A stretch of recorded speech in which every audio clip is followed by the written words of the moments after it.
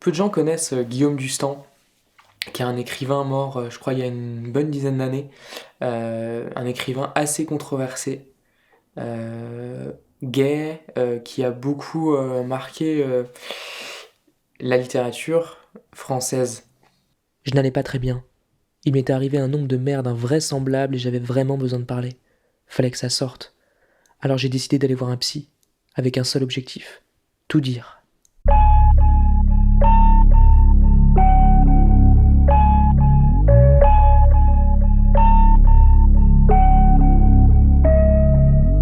Alors Guillaume Dustan, moi, c'est un type que j'avais pas lu en fait avant de le voir à la télé. Alors dans des émissions que j'ai pas regardées lorsqu'elles étaient diffusées, mais parce qu'il est mort il y a déjà pas mal de temps, mais j'étais tombé dessus. Donc il y a des vidéos assez connues de lui euh, chez Ardisson. Tout le monde en parle, l'émission, je crois. Il était passé deux, trois fois pour parler de plusieurs bouquins, Génie divin, Dans ma chambre, euh, Nicolas Page notamment, je me souviens de cela, et donc j'ai lu une partie, et après donc, j'ai découvert l'œuvre littéraire par ailleurs de ce gars, qui est assez incroyable, qui est protéiforme, qui est un peu barré, qui est très axé hein, sur le milieu, enfin pas le milieu, mais sur l'homosexualité, sur la vie homosexuelle, sur la politique et sur ce qui tourne autour de ces questions-là. Donc on pourrait dire que c'est un peu un marché de niche, hein, c'est un peu une littérature de niche, mais absolument incroyable d'un point de vue de sa puissance. C'est-à-dire que c'est une œuvre à la fois qui est hyper personnelle, c'est de l'autofiction pour une bonne partie, pas en totalité, hein, mais il y a beaucoup d'autofiction. Je connais pas non plus l'intégralité, hein, mais ce que je trouve très frappant, c'est que ça finalement, euh, cette espèce de sensibilité en fait que Dustan avait quand il abordait en fait justement les questions politique, sociale, etc. Et en fait, avec une acuité absolument incroyable, on sentait bien cette espèce de violence qu'il voulait traduire pour faire avancer alors des débats, tout ça, j'en sais rien. Hein. Je pense que c'est pas forcément dans ce sens-là qu'il fallait le prendre. C'était plutôt pour en parler d'un point de vue littéraire tout court et après avoir une certaine résonance médiatique pour qu'on le lise. Je pense que son objectif au final c'était quand même ça. Il y a eu pas mal de polémiques parce qu'il a eu des propos assez troubles et assez dingues, assez barrés sur le barbacking, etc. Bon, tout ça est pas très intéressant. À mon avis, ce qui est plus intéressant, en tout cas, c'est comme ça, cette espèce de parcours, parce que moi, je m'intéresse toujours beaucoup à la biographie des gens, en tout cas, une partie, celle qu'on connaît, en tout cas, celle qui nous paraît la plus originale, disons, la plus particulière. Et lui, ce qui est fou, ce qui paraît fou, c'est qu'il a été juge administratif. Déjà tout de suite, quand on voit Guillaume Dustan, qui est un type qui portait comment dire, des perruques, qui portaient des espèces de vestes avec des trucs dorés, des paillettes, qui mettaient des tenues comme ça assez invraisemblables, assez loufoques. On imagine assez mal quand même avoir été juge administratif. Et en plus, ce qui est dingue, j'avais regardé ça dans un journal, j'avais lu ça, c'est qu'en fait, il a été jugé, donc il a fait l'ENA, il a été après juge administratif, je sais plus trop où. Après, du coup, bah, il s'est lancé en littérature, ça a été un peu galère parce qu'évidemment, pour vivre de ses livres, de sa plume, c'est complexe. Ça a pris un peu de temps, après, je crois qu'il a réussi à peu près à en vivre. Et puis après, j'ai l'impression, après, il a chopé le DAS. Et après, semble-t-il, se fait virer de sa maison d'édition, je sais pas quoi. Il devait être éditeur. Et après, du coup, il a repris à la fin une carrière de juge administratif. Et dans des circonstances, je crois que c'était à Douai, je sais plus trop où, enfin un endroit qui semblait pas du tout l'inspirer. Et j'avais lu comme ça, je sais plus dans quel journal, mais un article vraiment où il parlait comme ça de enfin ce qui allait de sa fin de vie, mais il le savait pas, le pauvre, hein, il est mort tellement jeune, mais où il retournait finalement après quand même un certain succès médiatique et littéraire, etc. Après avoir réussi quand même dans le sens fort du terme, retourner à sa vie d'avant qui était justement ce qu'il avait voulu fuir pendant des années, c'est-à-dire juge administratif. Et donc ça, il y a quelque chose de, moi je trouve très émouvant et parce qu'on sentait vraiment cette espèce de dégradation à la fois physique, parce que je crois qu'il était malade depuis déjà pas mal de temps, et en même temps morale, quoi. Il vivait, je crois, dans un appartement qui avait pas l'air incroyable, dans un endroit qui l'excitait pas du tout, il avait une vie sociale apparemment très limitée, donc on sentait que toute cette effervescence, quand même assez liée aussi à la vie parisienne, aux mondanités, et à toutes ces vidéos qu'on voit, espèce de vidéos sur Pink TV notamment, où on le voyait comme ça être reçu, voir un petit peu quel était son quotidien, etc., qui avait l'air quand même d'être assez marrant malgré tout, et finalement comme ça, cette espèce de déchéance, à la fois de succès incroyable, scolaire, académique, etc. Puis après, une recherche d'autre chose, il y arrive, en tout cas dans une certaine mesure, et puis après, déchéance, boum, de nouveau. Et tout ça condensé en très peu d'années, parce que je crois que les dates sont pas si importantes que ça, mais je crois qu'en l'espace de 10 ans, il passe de juge administratif à écrivain à succès, éditeur, machin, et de nouveau rebelote, juge administratif, etc. Donc vraiment, il fait une espèce de cloche comme ça, il monte très vite, et il redescend très vite également, quoi. Avec une carrière finalement, je crois, très courte, même s'il a quand même pas mal de livres à son actif, et qui sont ressortis, je crois, récemment d'ailleurs. Donc il y a vraiment quelque chose d'assez frappant dans ce que fait Dustan, et, euh, et encore une fois, récemment, je montrais ça à des potes dans le milieu gay. Ça veut rien dire, mais disons que c'est quand même malgré tout quelqu'un qui parle tout de même plus à cette frange-là aussi, hein, encore maintenant, parce qu'il y a beaucoup de ses propos et de ses livres qui sont quand même axés là-dessus. Donc c'est que la question homosexuelle, disons, est omniprésente, même si à mon avis elle est pas du tout, c'est pas réductible à ça, à son travail, hein. Et donc il y a ces interventions assez connues en fait, hein, voilà, sur YouTube qu'on peut retrouver facilement avec donc Ardisson. Il y a 2 ou 3 vidéos, notamment une qui est assez longue où il s'engueule avec un prêtre, je sais pas quoi, etc. Et, euh, et c'est assez invraisemblable parce qu'on sent, en fait ce qui est marrant c'est que on sent pas vraiment ce qu'il essaye de faire. C'est-à-dire que on sent bien que c'est tâtonnant, quoi. C'est-à-dire qu'on sent que c'est le truc qui techniquement se veut, j'ai l'impression, hein, une espèce de com travaillée, parce qu'il vient quand même avec une tenue assez particulière, un message très fort, avec une tête de mort, et qui pose comme ça sur le plateau, machin. Donc on sent que tout ça est quand même très pensé. Je veux dire, c'est quand même pas le type qui arrive comme ça. Comme l'écrivain basique avec sa chemise, salut, je vais vous parler de machin. Donc c'est tout ça à la fois hyper travaillé et complètement qui sort des codes.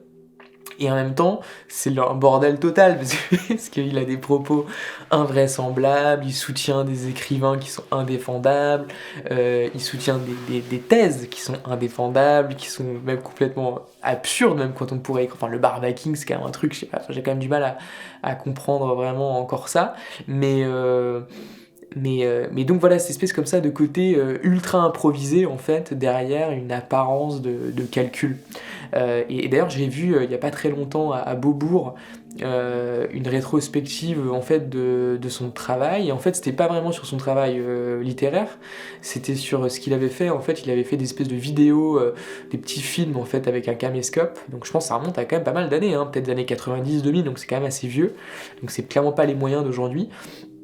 Et donc il se faisait, bah, aujourd'hui ça paraîtrait, avec les téléphones aujourd'hui ça paraîtrait assez basique, hein, c'est des espèces de, comme des stories on pourrait dire, mais sauf que à cette époque-là c'était quand même autre chose. Donc voilà, il se filmait dans la rue, il partait en vacances, dans le bus, il filmait ses pieds sur la plage, voilà, des rencontres diverses, etc.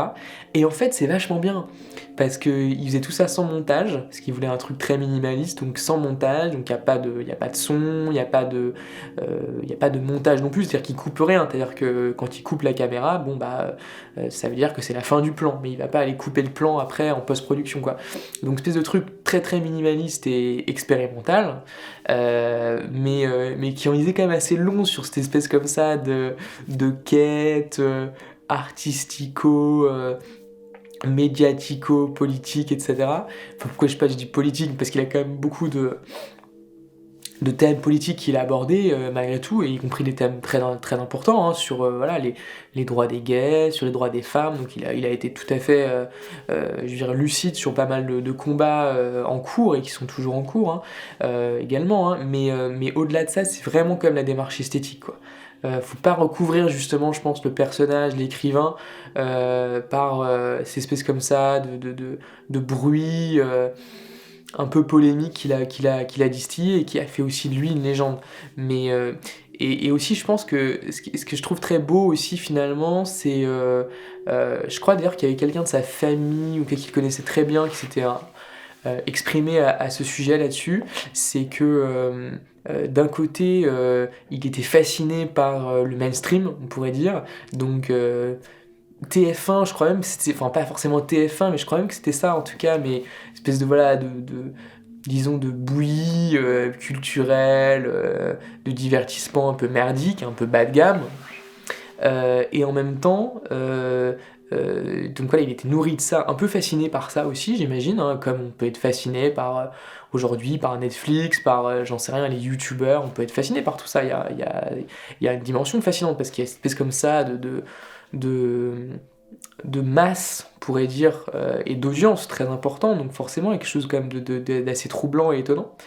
Et en même temps, il faisait des trucs hyper pointus, c'est-à-dire pas du tout mainstream, pas du tout commerciaux, je veux dire avec des thèses, encore une fois, indéfendables, avec des livres dont certains sont un peu illisibles, pas parce qu'ils sont mal écrits, mais parce que c'est vraiment une écriture très complexe, très sophistiquée, etc.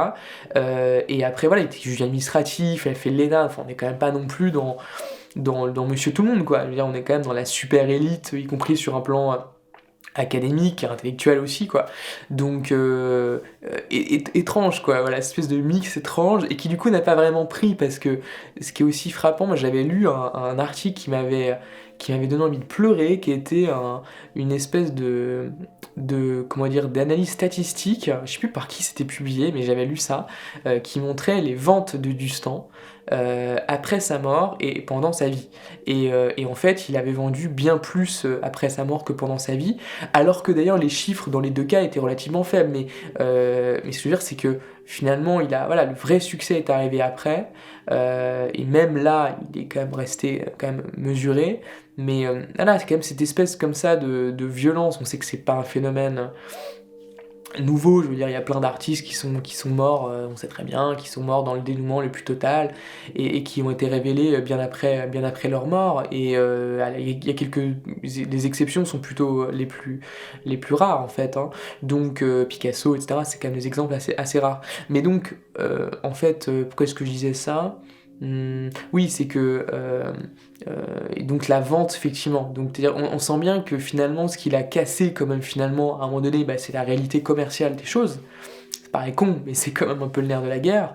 Donc il s'est fait virer en tant qu'éditeur, encore une fois. Je pense qu'après il vendait plus assez. C'est sûr, quand on vend 2000 exemplaires, à un moment donné, on peut pas en vivre, hein, ça c'est clair. Il suffit de faire le calcul, vous multipliez par 2 euros et ça fait pas grand-chose. Donc à la fois cette espèce comme ça de limitation très très forte d'un point de vue commercial, et en même temps retentissement culturel, cette incapacité, on pourrait dire, voilà, à matcher les deux, quoi. Mais comme plein de gens, quoi.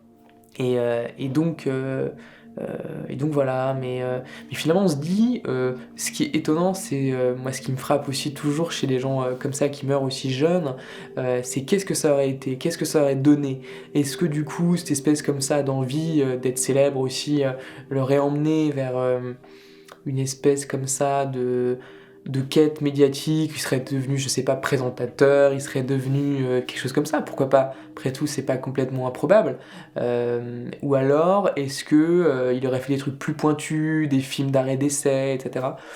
Je sais pas trop ce que ça aurait pu donner, mais en tout cas, ça aurait été passionnant parce que justement, c'est vraiment un personnage qui est pétri de contradictions, mais contradictions au sens encore une fois fort du terme, c'est-à-dire des trucs qui sont vraiment impossibles à concilier. Encore une fois, ce côté très pointu et ce côté très divertissement, enfin, ou en tout cas ce côté très polémique et ce côté recherche comment dire, de quelque chose de très léger aussi. C'est ça aussi qui est une espèce de contradiction très difficile à résoudre, et qu'il n'a pas réussi à résoudre parce que je pense simplement qu'il y a un problème d'audience, c'est-à-dire qu'à un moment donné, je suis convaincu que le vrai écueil de ce genre de stratégie, c'est un écueil voilà, qui est terrible, mais c'est qu'en réalité, il faut raisonner en termes de niche. Et limite, il faut presque se dire, voilà, on est pointu, bah, on va viser une audience pointue.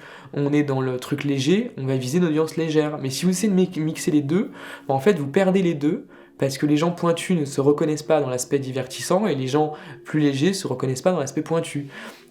C'est très con, mais c'est quand même, il suffit de voir aujourd'hui qui sont dans les écrivains pointus, ceux qui cartonnent, bah, ceux qui font pas vraiment de divertissement.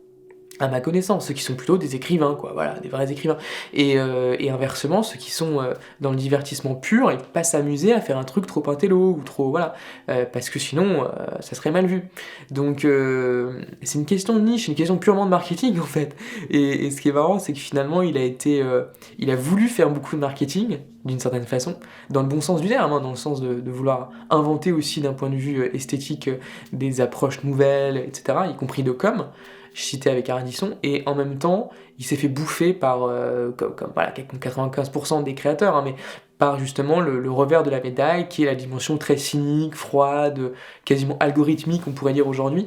Et d'ailleurs, ce serait intéressant de savoir ce que quelqu'un comme Dustin a pu donner d'un point de vue de l'algorithme de plateformes comme YouTube. Est-ce qu'il se serait fait censurer, ou au contraire, est-ce qu'il aurait explosé du fait que bah, voilà, c'était un discours différent.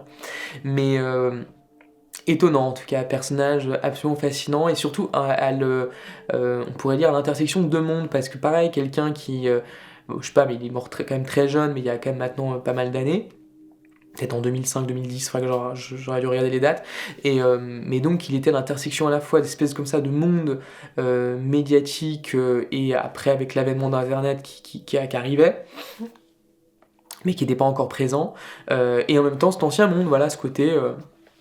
Voilà, c'était quand même quelqu'un qui était encore dans des codes malgré tout. Voilà, c'est pas pour rien que l'objet dans lequel il s'était investi le plus, c'était quand même la littérature, qui est quand même pas non plus l'art le plus, je vais pas dire avant-gardiste, mais le plus moderne. Enfin, ça veut un peu rien dire de dire ça, mais je veux dire, voilà, l'écriture a quand même un rapport aussi avec une dimension un peu ancestrale, et un peu une dimension plus ancienne aussi dans la transmission d'un certain nombre de choses, quoi. Bon, voilà, mais en tout cas, étonnant, quoi. Mais sans Dustin, en tout cas, on se dit finalement des figures comme ça paraît dingue, mais en fait, le fait que leur audience d'aujourd'hui, en tout cas leur influence, parce que leur audience est peut-être pas toujours très grande, même je pense que pas mal de gens ne savent pas qui c'est toujours Guillaume Dustin, mais leur influence est inversement proportionnelle à leur succès, on pourrait dire, voilà, commercial, à la fois à l'époque et encore maintenant. Et ça qui est toujours terrible, c'est que comment est-ce que des gens comme ça peuvent avoir une influence aussi grande, une influence positive en plus. Je pense qu'il a influencé énormément de gens, et des écrivains, mais pas que, et ça continuera encore longtemps, alors que finalement, il n'a pas été capable de vendre, je sais pas, plus de 2000 ou 5000 exemplaires de ses bouquins, et même maintenant, ça reste, je pense, encore quelque chose de relativement limité, quoi. Donc c'est vraiment voilà, une espèce comme ça de cri dans une sorte d'atmosphère froide et glaciale, quoi, qui est le monde médiatique. Mais pour autant, les oreilles un petit peu attentives ont capté son message et essayent un petit peu de continuer son travail.